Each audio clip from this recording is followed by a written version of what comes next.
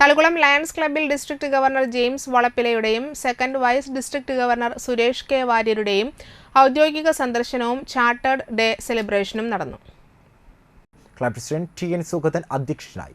മുൻ പ്രസിഡന്റുമാർ, ചാർട്ടർ അംഗങ്ങൾ, MJF അംഗങ്ങൾ എന്നിവരെ ഗവർണർ ആദരിച്ചു. ക്ലബിന്റെ news bulletin second vice district governor Suresh K Warrier പ്രകാശനം ചെയ്തു. Karunya pain and palliative care സെന്ററിലേക്ക് മെഡിക്കൽ ഉപകരണങ്ങൾ കൈമാറുന്ന ചടങ്ങ് district palliative coordinator KM Ashraf നിർവഹിച്ചു. Region chairperson MC Madanakumar, zone chairperson PS Unnikrishnan, secretary doctor Dileep, treasurer Rajesh Kumar, PK Bharathan എന്നിവർ സംസാരിച്ചു. വലിയ വേദനയോടെ കടന്നുപോയിക്കൊണ്ടിരിക്കുകയാണ്. നമുക്കറിയാം, കുറച്ച് ദിവസങ്ങളായി പത്രം വായിക്കുമ്പോൾ നമ്മുടെ അടുത്തുള്ള കൊടുങ്ങല്ലൂരാണ് അമ്മയെ കൊലപ്പെടുത്താൻ വേണ്ടിയുള്ള ശ്രമം നടന്നു.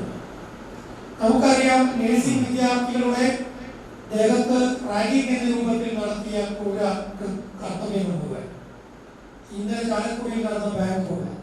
ഇങ്ങനെ ഓരോ ദിവസവും പത്രത്തിന്റെ ആദ്യ പേജ് രണ്ടാമത്തെ പേജും വായിക്കാതെ പോകേണ്ട ഒരു അവസ്ഥയിലാണ് നമ്മൾ എല്ലാവരും ചെയ്യുന്നത്. നമുക്ക് 8 ഗ്ലോബൽ കോഴ്സുകളുണ്ട്.